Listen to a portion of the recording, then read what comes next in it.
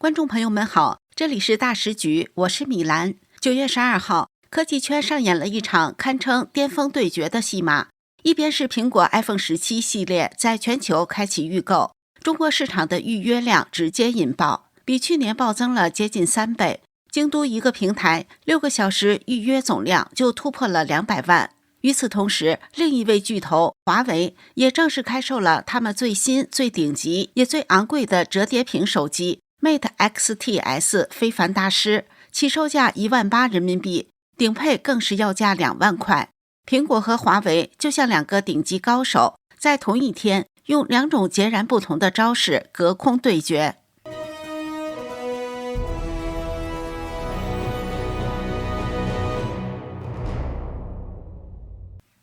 我们先来说说苹果。过去几年，大家总在吐槽苹果挤牙膏，每年就升级一点点，价格还死贵。但这次用小米总裁卢伟冰的话说， iPhone 17标准版简直是牙膏挤爆了。你敢信吗？一位手机维修业者在抖音上是这么评价的：手机圈大结局了呀，那些卖4-5千块钱的安卓机都不用卖了，华为也不用卖了。这话说的可能有点夸张，但你听听这次 iPhone 17标准版都升级了啥？这次的 iPhone 17标准版屏幕上了120赫兹的高刷，充电也用上了快充，电池也比上一代多续航了8个小时，而且内存还是256起步的，价格还没变，你说气不气？你让那些越卖越贵的安卓机怎么办？买国产机就是图一个便宜，图一个性价比。现在好了，性能比不过苹果，价格还对标苹果。更狠的是，苹果还叠了个 buff， 中共政府的以旧换新补贴还能再便宜500块。这一下，中国网友都炸锅了。有人开玩笑说，国补加持加上部分电商推免息活动，安卓是不是不用卖了？你看，苹果这次的策略非常清晰，也非常阳谋。它是一款配置拉满、价格不变的标准版机型，直接杀向了安卓阵营最核心的价格区间。这不是要给你竞争，这简直是要清场。观众朋友们，你们觉得苹果这次的定价策略狠不狠？如果你最近正想换手机， iPhone 17标准版会不会让你动心？在下面留言告诉我们。当然，苹果的王炸不止一张，他们还带来了一款让所有人都惊呼哇哦的产品 iPhone Air。 用苹果 CEO 库克的话说，拿在手里时真的会感觉它随时要飞走。这款手机薄得惊人，只有 5.6 毫米，比一个卡地亚的 Love 手镯还要薄。苹果的设计副总裁莫莉·安德森说，这是他们梦寐以求的产品，就是打造一款令人难以置信、薄得惊人的 iPhone。这款手机的定位已经超越了科技产品，它更像一件时尚单品。苹果的赌注是，消费者会因为它无与伦比的时尚感而买单，但是极致的美往往要付出代价。为了薄， iPhone Air 牺牲了部分性能，它的电池续航和摄像头质量都比不上更厚的 Pro 系列，后置只有1颗摄像头，变焦能力也有限，这就给消费者出了一道难题。然而，对于 iPhone Air 来说，真正的麻烦还不是性能取舍，而是一个小小的你可能都没注意到的设计。它取消了实体 SIM 卡槽，全球统一采用 eSIM。 这个 eSIM 在世界上大部分地区都不是问题，但在中国却捅了马蜂窝。为什么呢？因为 eSIM 支持一卡多号，远程激活非常灵活。但也正是这种灵活，在2023年，中国的3大运营商甚至一度全面暂停了 eSIM 新业务办理。表面上声称是为了反电诈，其实是为了监控民众。直到今年，中国联通率先重启试点，并于7月发布 5G AI 终端白皮书，提出禁止跨境写卡、禁止境外远端启动、引入地理位置校验等规范，强调操作需在监管可控范围内。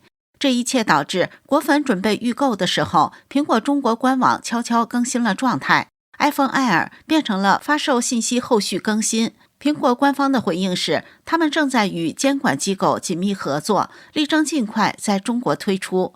这一下，中国网友的吐槽就收不住了。有人在微博上说，移动怕你携号转网，不敢开通在手机上的 eSIM。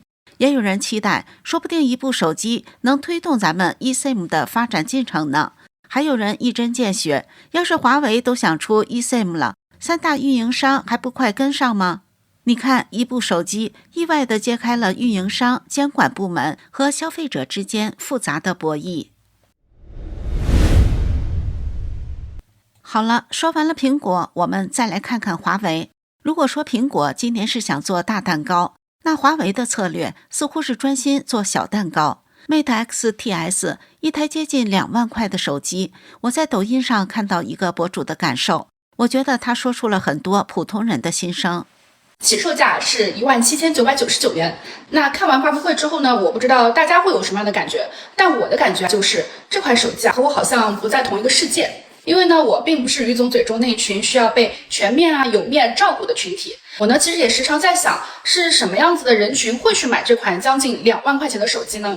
而且伴随着这个高端、全面、有面的字眼，表面上看着是像在卖科技、卖硬件、卖技术，但我其实更觉得它是在卖一种身份的象征。其实在我身边，我也只看到过很多老板们在使用这款3折叠屏手机。当然呢，他们也不仅仅只有一台手机。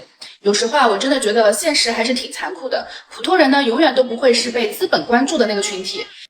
在性能上 ，Mate X TS 并不是最顶级的，它搭载的麒麟9020芯片，根据 Tech Insights 的分析，是对上一代麒麟9010的增量改进，而不是彻底的重新设计。它依然采用的是中芯国际的7纳米工艺。而同时间，行业老大台积电已经开始量产2纳米芯片，技术上领先了整整3代。这背后的核心原因就是在美国的制裁下拿不到 EUV 光刻机，所以你花2万块买到的性能，安兔兔跑分大概在125万分，约等于高通的骁龙8加，属于中高阶水准，但绝对不是2025年的顶级旗舰。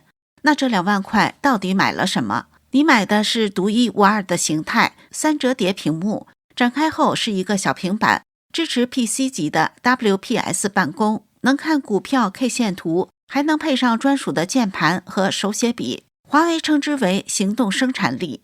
你买的是一种被特殊照顾的尊贵感，正如那位抖音博主所说，所有的资源都涌向了那群被特殊照顾的群体，但这种策略也引来了无情的调侃。都说苹果贵，但跟华为比起来，苹果还是很有性价比的。以前有卖肾买苹果的，但华为这方面做得很好呀，卖肾都买不起华为。应了那句话，没有买卖就没有伤害。好了，两边的牌都亮出来了，一个是加量不加价的苹果，一个是天价身份机的华为。那么市场的反应是什么样的呢？华为 Mate X TS 的前代产品 Mate XT 截至2025年上半年出货量是接近50万台，而 iPhone 17的前代产品 iPhone 16系列截至今年1月初，国内销量就已达1300万台。打脸来的真快啊！华为也是服了，说好的冲高端，结果一个个烂泥补不上去。苹果直接横推，谁都不放在眼里。差距太明显了，果不其然，平常吹的销量有多好，统计数据一出来，立马就现原形了。半年时间，国内6000元以上的手机市场份额越看越扎心，苹果直接占了 65.81%， 简直就是没有任何对手。苹果16挤牙膏还能卖得这么好，这就引出了一个非常有趣的问题，也是很多人的困惑。一位网友就问了，其实我也没整明白，苹果是美国机，有关税，贵一点很正常。华为一个国产机，它为什么定价定的比苹果还贵？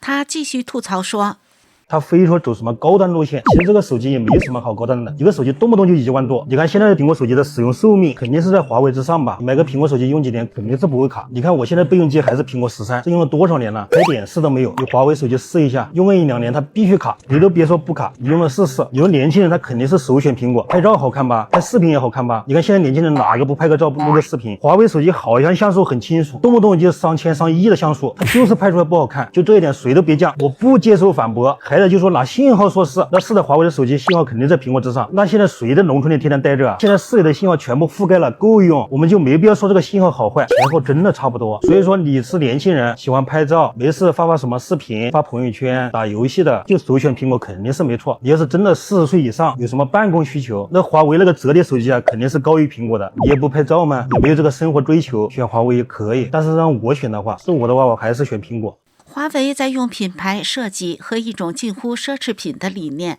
来弥补技术上的差距，而苹果则是用自己强大的技术和供应链整合能力，发动了一场降维打击。